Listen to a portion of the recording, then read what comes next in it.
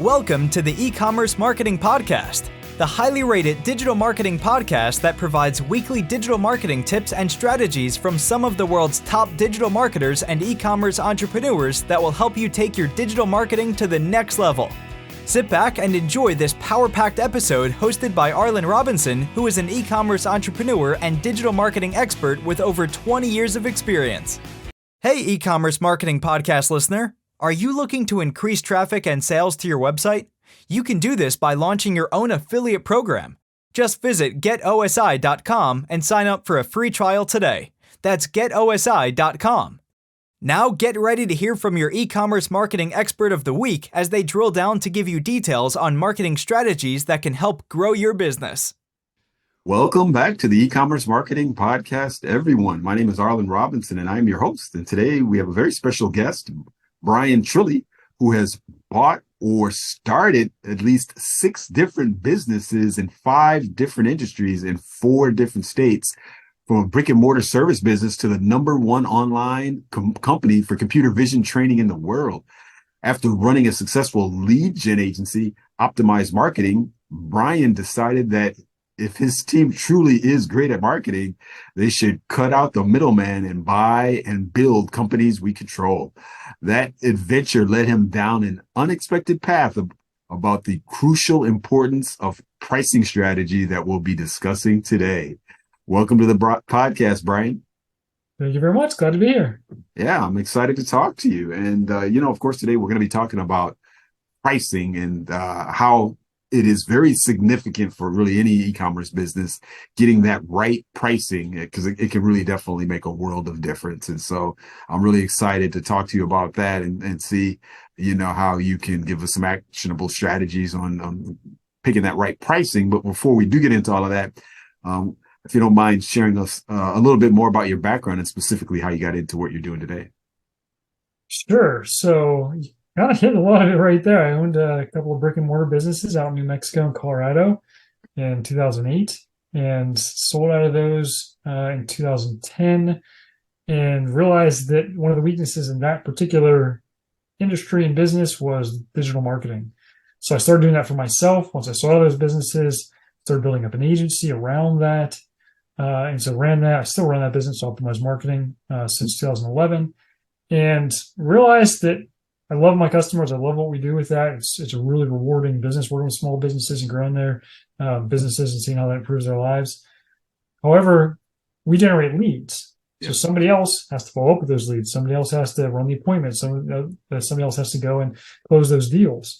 And so I just thought, man, if we're as good as we believe we are with our marketing, we need to just acquire businesses, have businesses in our portfolio that we can follow the entire sales funnel. So we get the traffic, we convert the traffic, we split test the landing pages, we follow up with them, we do the email marketing, we close the deal.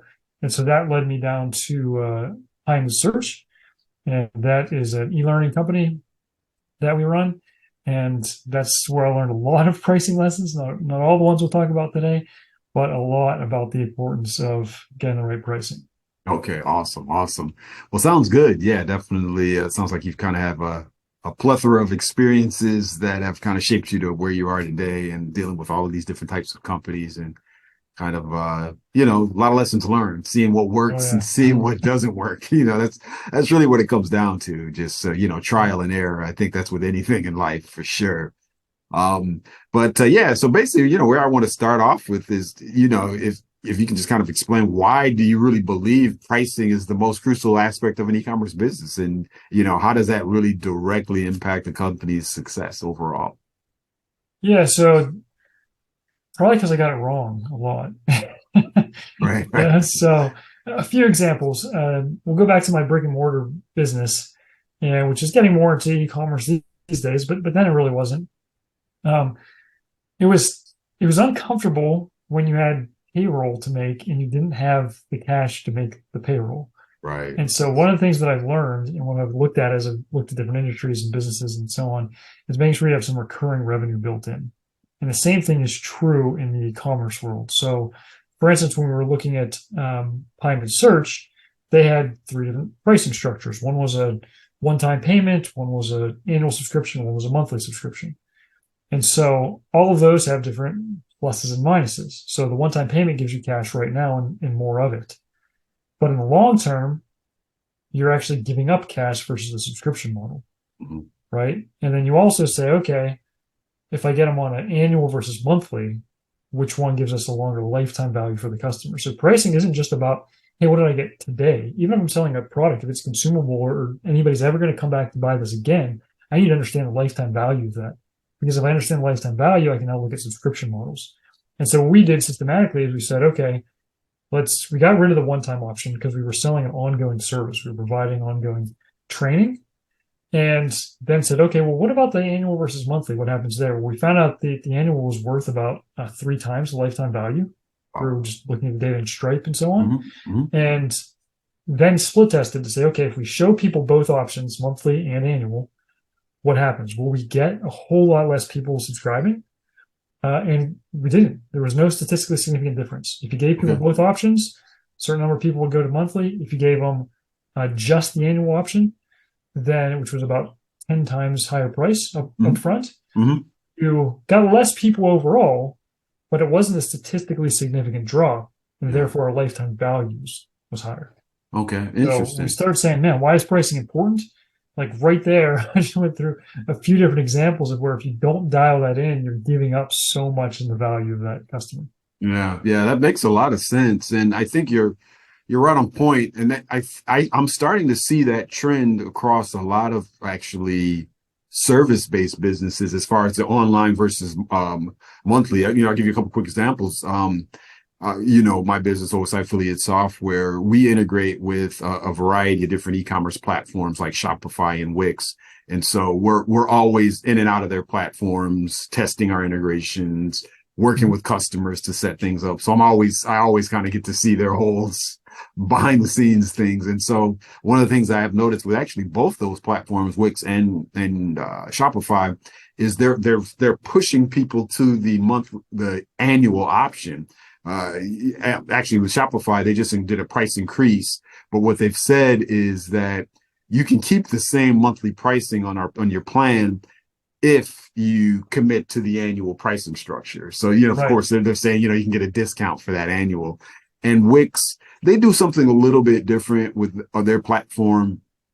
When you go to sign up for one of their premium accounts or premium stores, they basically default the pricing to the annual price because that's going to show you the cheaper option. Well, actually, it's kind of do the same thing. They show you the cheaper price with it going annually. So you get a discount if you pay annually, and you kind of see that prominently. It's selected by default. So they're pushing people that way. Yeah, there's probably another reason for that. So I'm a business acquirer, right? So investor in looking at how to value businesses. I used to be a business broker. Actually, it's one of the businesses I owned for a while. Okay. And so when you look at how you value a business, recurring revenue dramatically increases your business, but not all recurring revenue is the same. Yeah. Right. If I'm selling supplements and people just come back sort of on their own to buy more when they need them, there's a recurring component to it, but it's not very strong. Your strongest, as far as when somebody comes in to value your business, to buy it, is a contractual agreement for a certain amount of time. And the longer the time, the better. So if I have a contract for a month, it's recurring, but I'm not really locked in, like subscribe and save, for instance, with Amazon.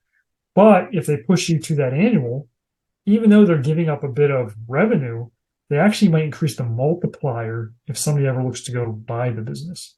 Yeah. So giving up that instant money to increase the value of the business, that also helps if a Shopify is trying to raise funds and they could show their burn rate and their cash flow and all that stuff because they got people locked in. And the way the accounting works, makes that kind of interesting because they didn't receive the funds yet and whatever. But certainly a lot of companies, or particularly the ones that are looking to raise money, are trying to push you to that because it values them differently. Well, I see. Small business, you should think the same way, right? You should think eventually I'm building an asset here. Somebody who's going to want to buy this. I need to make it valuable, and keeping those things in mind beyond just, for us, lifetime value is higher. That wasn't a guarantee, though. It's possible that the monthly could have been a higher lifetime value. Right. So you can't just peek that and say, okay, let me just automatically get rid of that. Right. Or we could have lost a statistically significant number of subscribers. So we could have lost revenue, right? Right. So all those things need to be part of the strategy to figure out, okay, what makes sense for your business. Yeah, yeah, very true. Yeah, it's going to be individual for your business because, like you said, there could be a case where, your specific type of customers, they're only going to be amenable to the monthly pricing where, Mhm. historically they may just not any annual option. They're going to, they're going to just kind of pull away from. And so, yeah, you have to be careful. So, yeah, it's not just a flip of the switch type thing and say, yeah, we're going to turn off the monthly, go with annual and you can immediately increase our revenues, our customer lifetime value and earnings, and where we will be good to go. It does just not that quite that easy.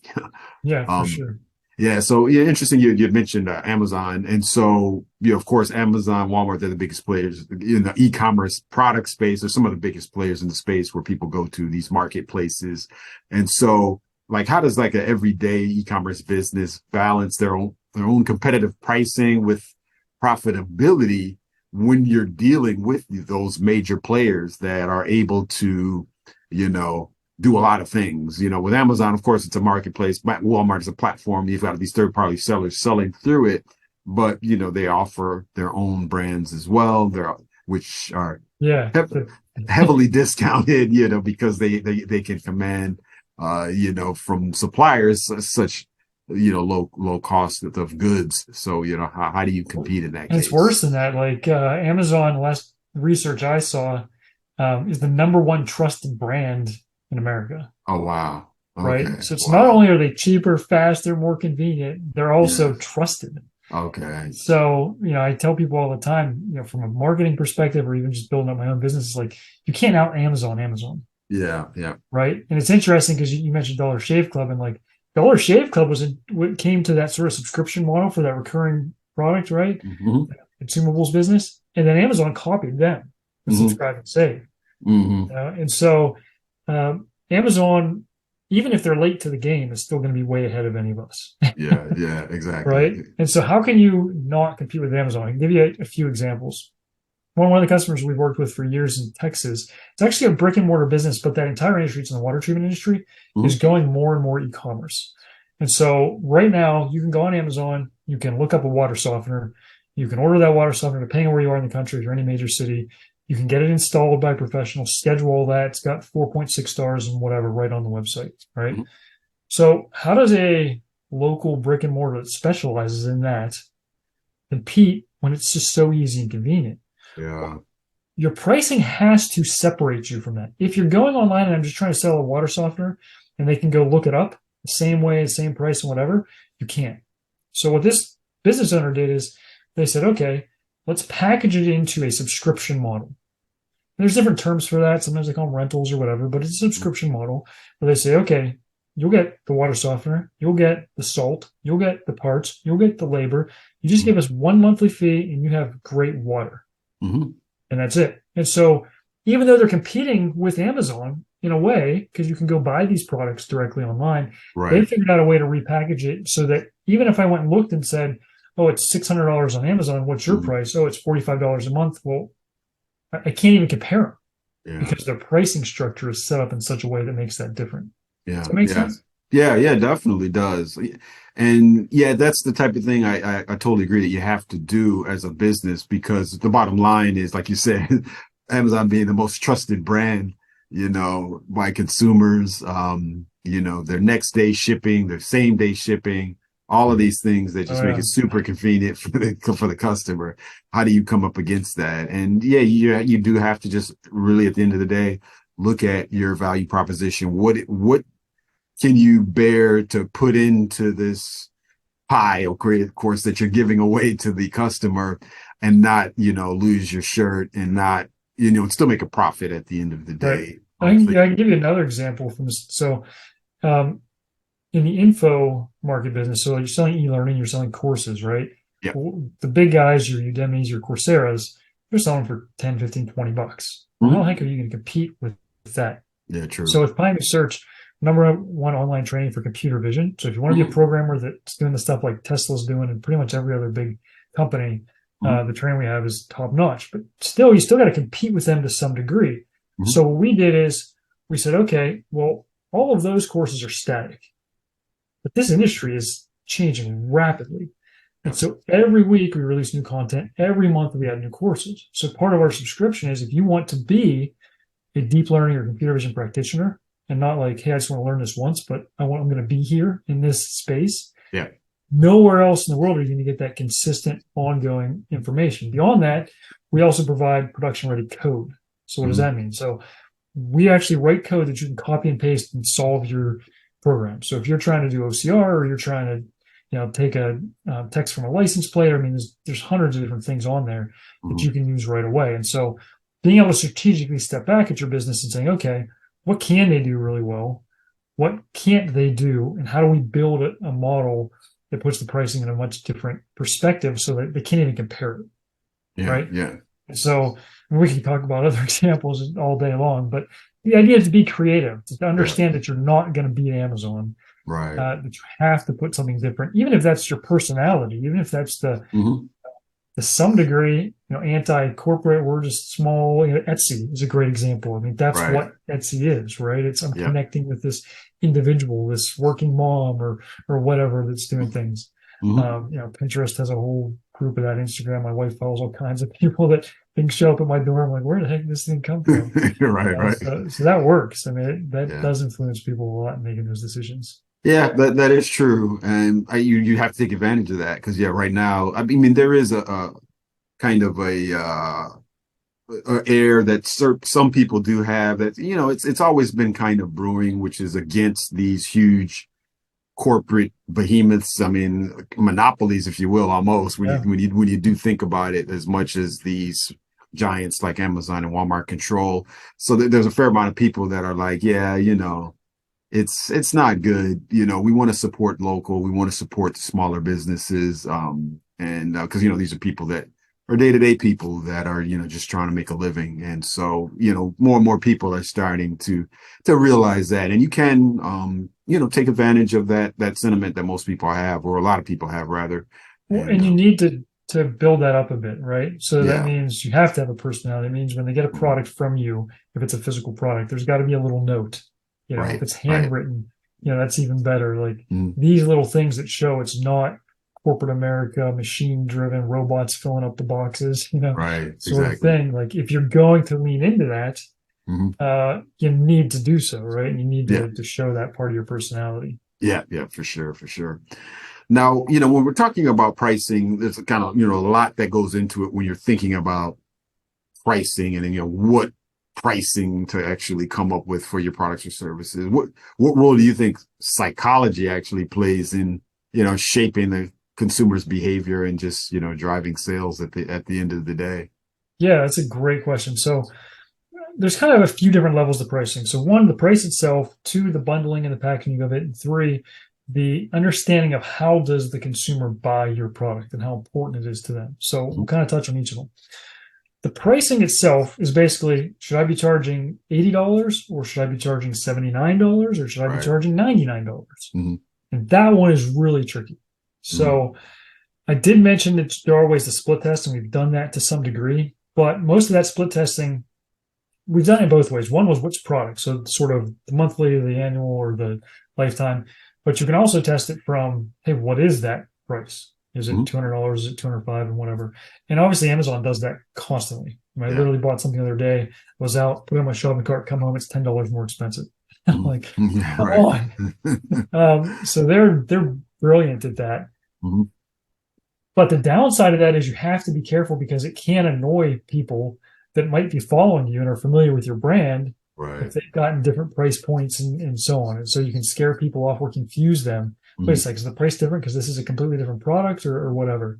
So another way to look at it is I've read a ton of books on pricing strategy. One of the ones that stood out to me, it's called The Price Whisperer. A guy named Per, I'm going to mess up his last name because it's Scandinavian, Sofors, I'm not sure how to say it. But if you just Google The Price Whisperer, you'll find his book. And to get pricing, you can do competitive analysis, you can do cost plus, there's a handful of ways. But he points out that really none of those are that effective. What he looks at is called willing to pay. And so it's somewhere between, if I said to you, Arlen, hey, I have this product and what price is so low that you're going to be like, I'm not buying that because that's got to be low quality. It's just junk. Like Right. there's a price for everything. It's so low that you're not even to consider it. The other side is, okay, what's the price that's so high that no matter what the benefit is, you're stepping away from it. It's just not for you. Yeah. And when you look at a supply curve, we've all seen them in basic economic classes. As your price goes up, your demand goes down, right? That's not actually how it works in the real world. It's like stepped. At this price, then you plateau, and then you drop down, and so on. Yeah. And when you understand that, now you realize, can I double my price, triple my price, cut it by 10%? And there's different points for volume. So what's the action? I would read his book and kind of get an idea of how that works, because it's a really interesting strategy and it's unique. I've never come across anything else like that. Okay. The other part is the bundling. I think we kind of already talked about that, both with Climate Search and with the water company. So that's just not doing it the same way as everybody else. Yeah. The third one's the timing and importance. So what does that mean? If I'm selling coffee, right? There isn't like a seasonality to coffee. When I'm out of coffee, I'm going to buy more coffee. Right.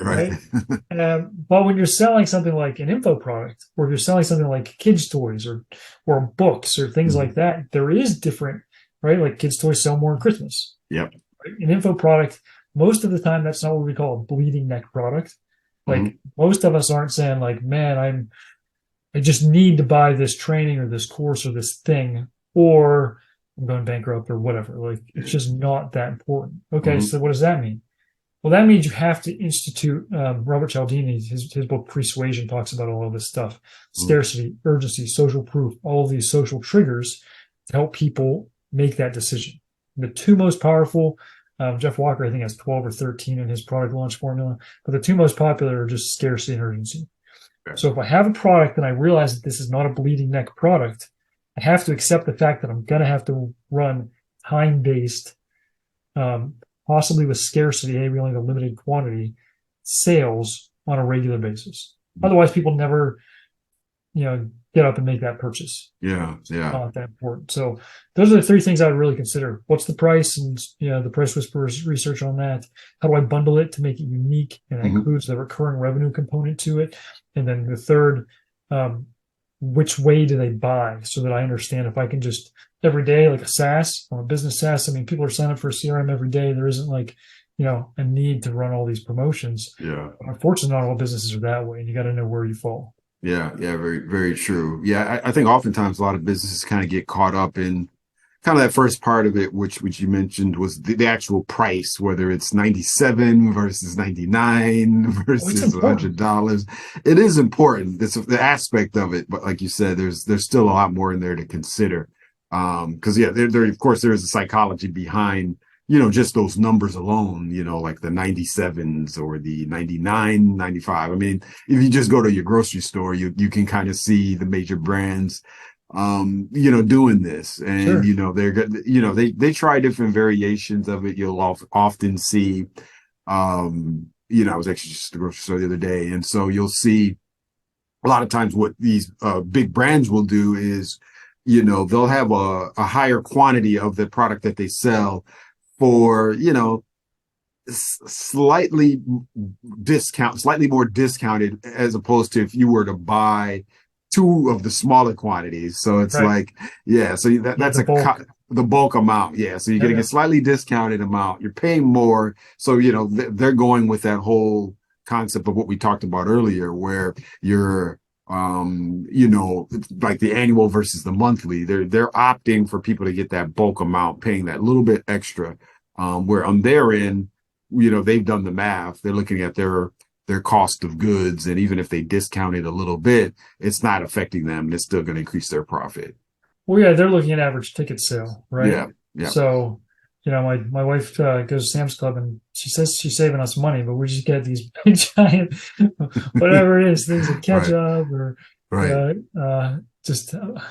somehow she's saving money. She's got to figure it out, but I'm like, I don't know that I'm following that. I hear you. I used to be a member of those shopping clubs, and I mean, over the long run, if you look at what you're spending, let's say if you were to go weekly versus like every 3 weeks, you definitely save going bulk.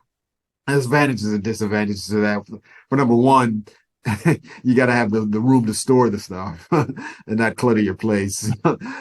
Secondly, then you got to worry about spoilage, things like Right. that, products getting old. So it's it's at the end of the day, that buying bulk, you can definitely save. Well, and that's a really good thing to think about for, an e-commerce business. If you're selling a product that's consumable, it's not like a one-time purchase. Right. Understanding, can I offer 2 or 3 of these, Mhm. get the sale, save on shipping, Mhm. right? Because now I'm only shipping it once instead of 3 times, Yeah. and offer that to somebody where it makes sense for them to get 3 at a time as well. Yeah. Even if it's something like children's toys or books, can I incentivize them to buy 2 or 3 because they've got 2 or 3 nieces or nephews or Mhm. whatever, and now they got their shopping done, and like that could even be part of your copy. Yeah. Like, buy 3, have your shopping done for all of your nieces, all of your nephews at once, right? Mhm. So keeping these sort of creative ideas in mind when you're setting up that pricing can Yeah. actually really help your margins out, because Mhm. we're reducing that cost plus the acquisition cost to get them in the door. Yeah. If I can offset that by doubling the sale, increasing that average ticket price, I mean, that's huge. Now I can Yeah. spend more on marketing to get people in the door because now I've increased what I'm able to get in the back end right away. Yeah, definitely, definitely. But creativity is definitely a key component to it. You got to be creative. You also have to look at your competitors. What are they doing? What are their price points? And so, it's a kind of a mix of a lot of things Yep. to try to get it right. Just don't just copy your competitors though. Yeah, exactly. Because You don't. there's no I one said shoe marketing all fits the all. time. You probably experienced this in your agency days that people are like, hey, I like that how a company did that. And it's like, yeah, but Mhm. they didn't split test that. They didn't, like, they're totally guessing. You don't know that any of that is Exactly. successful. So you Exactly. gotta, sleep with one eye open when you're looking at those competitors. Like, Yeah. look at them, but just be aware they might not really know what they're doing. Yeah, that is very true. You just never know. You can't Or they just just have a different cost structure. If you right. look at Amazon or Walmart, like Hmm. they're different. You can't Yeah. really replicate what they're doing, right? You can't. Yeah, you can see what's going on the front end, but behind the scenes, you don't know. You really don't know. You're kind of guessing. So yeah, you do got to be careful about just cloning the competitors and their pricing and what they're doing. Yep, Um, absolutely. yeah, well, Brian, as we get ready to wrap things up, I wanted to see if you could possibly share some examples of some e-commerce brands that you're familiar with or that you've worked with that have set optimal pricing and achieved success because of this. And are there some unique things that they did to do this? One thought just came to me as we were chatting through here. It's slightly off, but the CEO of Porsche said at Mhm. one point, like, how many Porsches can the world handle? Mhm. Right. And this point is that when you're a luxury good, so I'm sure there's people, that are listening to e-commerce in the luxury world, Yep. not everybody can have one and it still have its prestige. And his answer, somewhat tongue in cheek, was, well, the second one in your neighborhood. Mm. You want to be the one guy with the Porsche. You can't Right. have the second one. So, when Gotcha. you talk about brands that understand pricing strategy, whether that's in e-commerce or whatever, Porsche actually reduces its production. Mm. It only produces a certain amount when demand drops, Okay. right? And so because of that, if you look at resale for Porsches and stuff, they're all very good. Okay. So when we look at like what is an online brand, we've mentioned obviously Amazon, we've mentioned Dollar Shave Club. You can look at some of the other ones like Fabletics. I think is interesting because it's built several of the components. One, even though it's a big brand, it does still have that personal component to it. It does have a recurring subscription component to it, Mhm. right? And it still doesn't feel like to their customer base like I'm supporting the man. If Yeah. you want to say the big corporate Right. America thing. Yeah. So understanding where you blend in with all of those. And I do really like, so for me personally, if I'm looking to buy or start a business and it doesn't have a significant play for recurring revenue, then, I'm probably not going to consider it. Okay. If I Wow. go on the back end, I'm going to get more value out of it. I know how much it hurts to be struggling to make payroll. And with Yeah. recurring revenue businesses, you can plan that out, and be a little more prepared for that. Mhm. So I'd look at that. Another creative business, I'm not a customer of this, but I came across it, I think it was in a book years ago, that did something like, I think they sold concealed carry products, like Okay. holsters, things like that. But they somehow spun that into offering liability insurance for people that carried. And I would bet, I mean, it's probably a decade ago that I came across that business. That's probably a bigger part of the revenue stream now. The insurance side of it, the recurring revenue from that, then I would bet the products they were selling.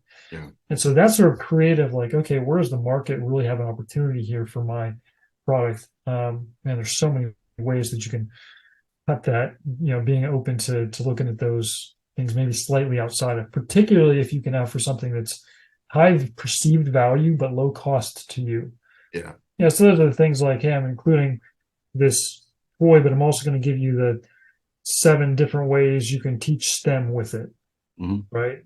For your child. And so it's, okay, well, that's interesting. Go buy a similar toy on Amazon. But this one's going to actually come with this pamphlet or book that shows us how to, teach STEM lessons, right?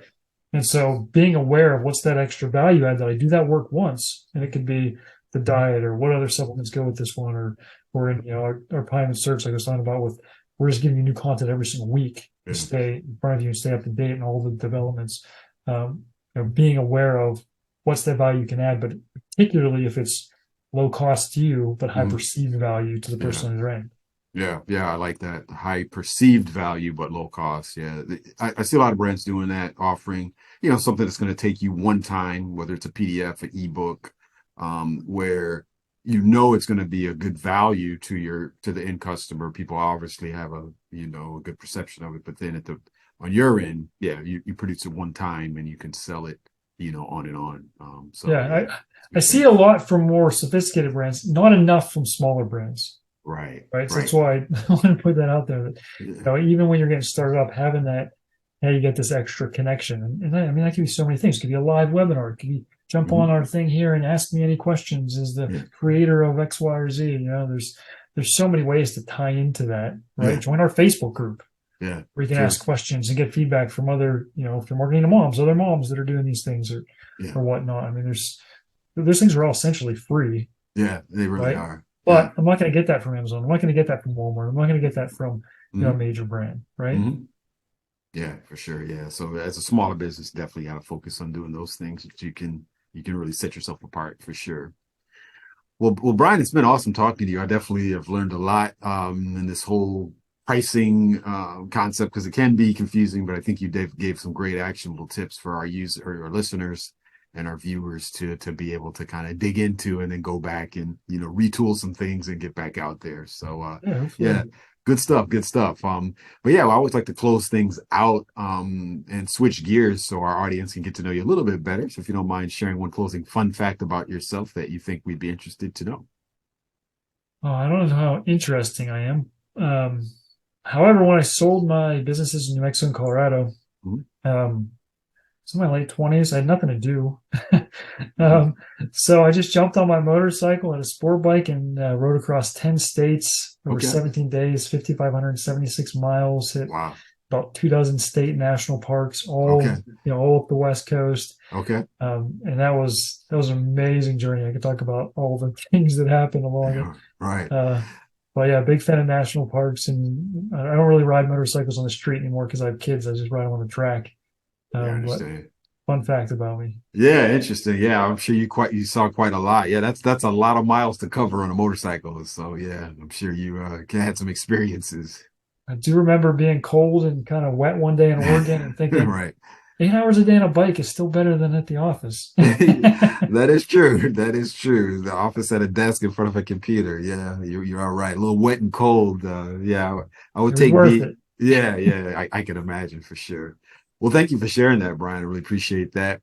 Lastly, before we do let you go, if you don't mind sharing the best way for our listeners and viewers to contact you if they want to reach out to you and pick your brain any more about pricing or anything under the digital marketing. Sure. Side. Yeah. I'm an investor. I'm always looking to acquire a partner. If people are looking to either sell or partner up and scale their business, you can reach me on LinkedIn. Just my name, Bryan, Bryan Trilli, Trilli, or you can email me directly, Bryan, again, at optimized-marketing.com.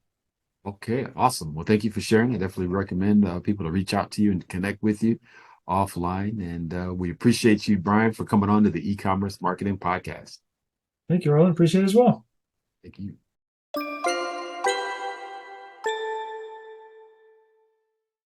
Thank you for listening to the E-Commerce Marketing Podcast. If you've enjoyed this episode, be sure to rate, review, subscribe, and share it with everyone you know. Are you looking to take your digital marketing to the next level but are tired of weeding through countless YouTube videos with unproven and untrusted marketing strategies? Well, we have the answer for you. The More Sales Every Month online digital marketing course. In this information-packed course, you will learn effective keyword research, link building, content marketing, and much more to attract and convert your site visitors into paying customers. Just go to moresaleseverymonth.com and sign up today for a low one-time fee. In addition to this power-packed course, if you would like to get access to a growing repository of digital marketing articles, PDFs, and ebooks, check out getosi.com/resources and opt in to get full access to our library of priceless marketing information to help you take your digital marketing to the next level.